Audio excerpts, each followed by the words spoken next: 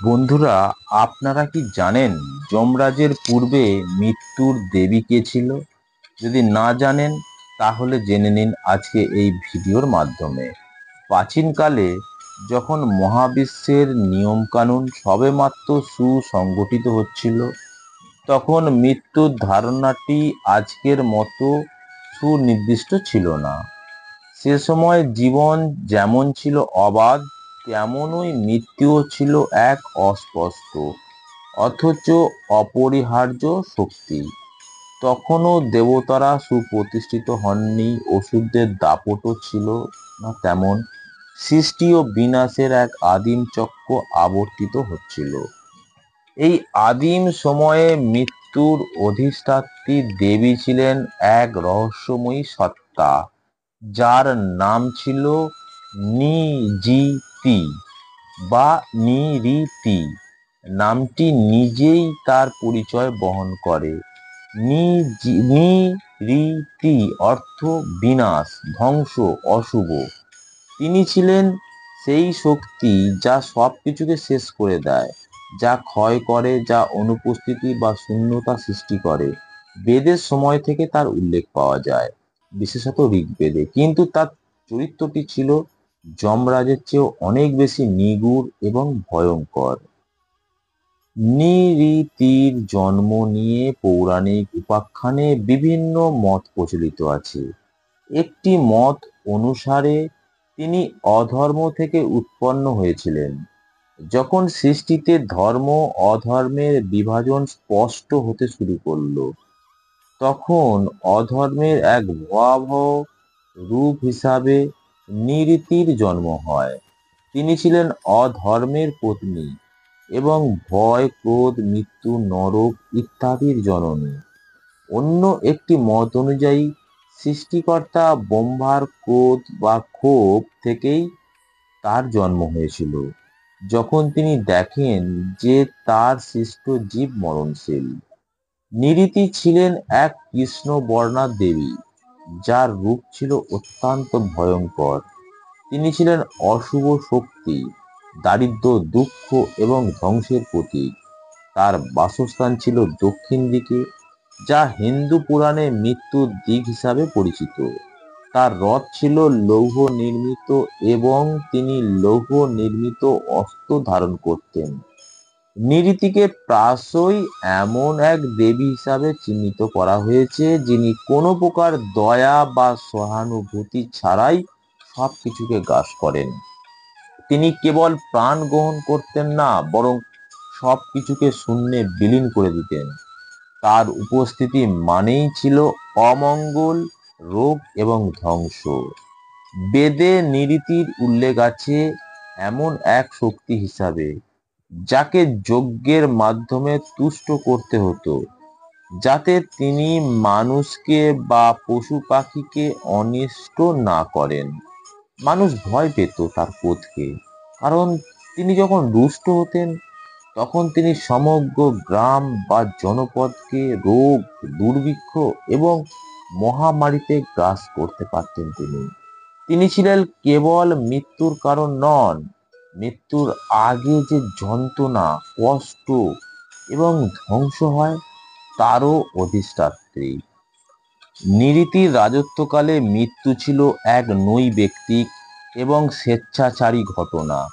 কোনো নিয়ম ছিল না, কোনো নির্দিষ্ট সময় ছিল না।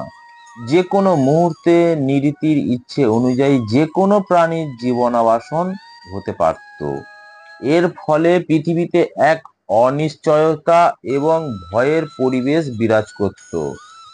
মানুষ বুঝতে পারছিল না কেন তারা মারা যাচ্ছে, কেন রোগ আসছে, কেন দুঃখ আসছে। নৃতির ক্ষমতা ছিল অসীম, কিন্তু তার কাজের কোনো শৃঙ্খলা ছিল না।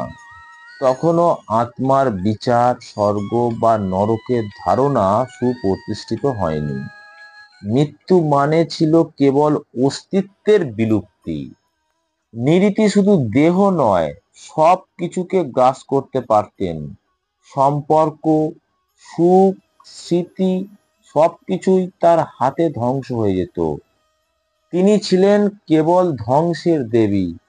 পুনর্জন্ম বা মোক্ষ কর্তৃপক্ষের কোনো ধারণা তখন তার ক্ষমতার অধীনে ছিল না। দেবতারাও নিরীতির শক্তিকে ভয় পেতেন। তার ক্ষয়কারী ক্ষমতা এত বেশি ছিল যে দেবতাদের যজ্ঞ এবং তপস্যাকেও তিনি ব্যাহত করতে পারতেন। তাকে নিয়ন্ত্রণ করার কোনো সুস্পষ্ট উপায় ছিল না। যজ্ঞের মাধ্যমে তাকে তুষ্ট করার চেষ্টা করা হতো, যাতে তিনি তার ধ্বংসাত্মক কাজ থেকে বিরত থাকেন। কিন্তু তার প্রকৃতি এতটাই অস্থির ছিল যে তাকে পুরোপুরি বিশ্বাস করা যেত না।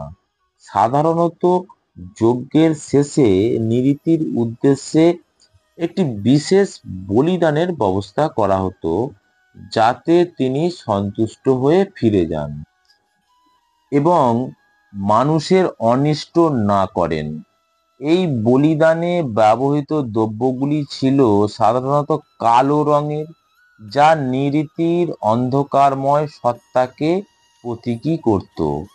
সৃষ্টিতে যখন শৃঙ্খলা প্রতিষ্ঠার প্রয়োজনীয়তা দেখা দিল, তখন নিরীতির স্বেচ্ছাচারী শাসনের অবসান ঘটতে হলো। দেবতারা অনুভব করলেন যে মৃত্যুর মতো একটি অপরিহার্য প্রক্রিয়াকে একজন নিয়মতান্ত্রিক এবং বিচারক সত্তার অধীনে আনা প্রয়োজন। নৈরাজ্য এবং বিশৃঙ্খলার পরিবর্তে এক ন্যায়সঙ্গত বিচার ব্যবস্থা প্রতিষ্ঠার সময় এসেছিল। ঠিক এই সময়ে যম নামক এক দেবতা জন্মগ্রহণ করলেন। যম ছিলেন সূর্যদেবের পুত্র এবং যমী বা যমুনা দেবীর সহোদর। তিনি ছিলেন প্রথম মরণশীল মানুষ, যিনি মৃত্যুবরণ করে দেবত্ব লাভ করেছিলেন এবং মৃত্যুর দেবতা বা নিয়ন্তা হয়েছিলেন। যমের এই মর্ত থেকে দেবতা হওয়ার প্রক্রিয়াটি অত্যন্ত তাৎপর্যপূর্ণ ছিল, কারণ এটি বোঝায় যে তিনি মর্ত্যে জীবনের অভিজ্ঞতা থেকে মৃত্যুর বিচার করতে সক্ষম ছিলেন। যম ছিলেন ধর্মপরায়ণ, ন্যায়বান এবং সংযমী। তিনি ধর্ম ও অধর্মের পার্থক্য বুঝতেন। তার হাতে দায়িত্ব আসার পর মৃত্যুর কেবল একটি সমাপ্তি থাকলো না, বরং এটি কর্মফলের অংশে পরিণত হলো। যমরাজ প্রত্যেক প্রাণীর কর্ম অনুযায়ী তাদের মৃত্যুর পর গতি নির্ধারণ করতে শুরু করলেন।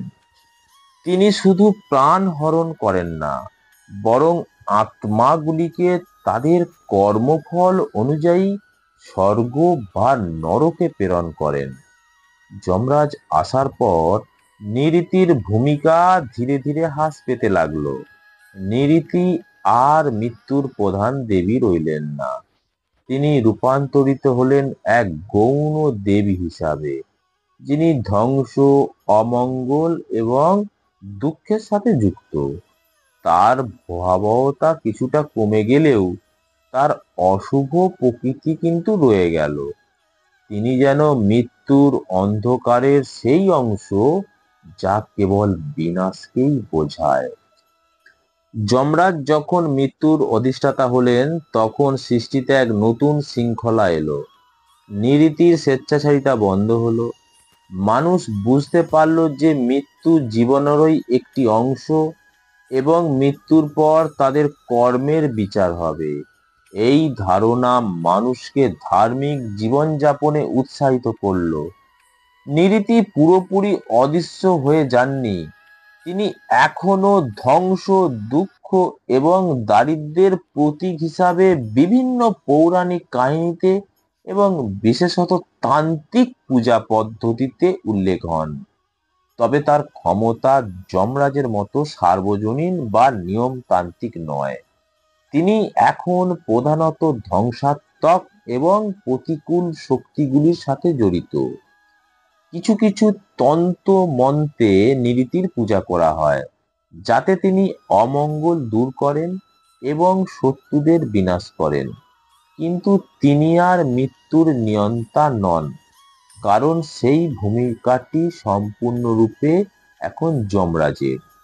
যমরাজ তার চিত্রগুপ্তের সাহায্যে প্রতিটি আত্মার কর্মের হিসাব রাখেন। যখন কোনো প্রাণীর মৃত্যু হয়, তখন যমদূতরা সেই আত্মাকে যমরাজের কাছে নিয়ে আসে এবং যমরাজ তাদের কর্মের বিচার করে পরবর্তী গন্তব্য নির্ধারণ করেন। এটি ছিল নিরীতির সময়ে নৈরাজ্য থেকে সম্পূর্ণ ভিন্ন একটি ব্যবস্থা। বন্ধুরা, উপসংহারে বলতে পারি, নিরীতির কাহিনী আমাদের স্মরণ করিয়ে দেয় যে হিন্দু পুরাণ কতটা সমৃদ্ধ এবং বিচিত্র। এটি শুধু দেবদেবীদের কাহিনী নয়, বরং মহাবিশ্বের নিয়ম, শৃঙ্খলা এবং নৈতিকতার বিবর্তনকেও তুলে ধরে। নিরীতি ছিলেন এক আদিম ভয়ের প্রতীক, যার মাধ্যমে মানুষ মৃত্যুর স্বেচ্ছাচারী এবং নির্মম দিকটিকে উপলব্ধি করত। যমরাজের আগমন সেই আদিম ভয়কে এক নিয়মতান্ত্রিক এবং ন্যায়সঙ্গত ব্যবস্থায় রূপান্তরিত করল, যা কর্মফলের গুরুত্ব এবং ধার্মিক জীবনের প্রয়োজনীয়তাকে তুলে ধরে। নিরীতি হয়তো এখন আর মৃত্যুর প্রধান দেবী নন, কিন্তু তার উপস্থিতি আজও আমাদের মনে করিয়ে দেয় যে সৃষ্টির এক অন্ধকার দিক আছে, যা ধ্বংস এবং বিনাশকে ধারণ করে। তবে যমরাজের মাধ্যমে এই ধ্বংস এখন নিয়মের অধীন, যা শেষ পর্যন্ত ধর্মকে রক্ষা করে এবং প্রতিটি আত্মাকে তার প্রাপ্য ফল দেয়। নিরীতির বিস্মিত ইতিহাস থেকে আমরা শিখি যে বিশৃঙ্খলা থেকে শৃঙ্খলা আসে, ভয় থেকে আসে ন্যায় বিচার। তো বন্ধুরা, আজকে এই পর্যন্ত। এই রকম নতুন কিছু ভিডিও দেখার জন্য আমাদের চ্যানেলটিকে সাবস্ক্রাইব করে রাখুন আর ভালোবেসে বলুন জয় শ্রীকৃষ্ণ।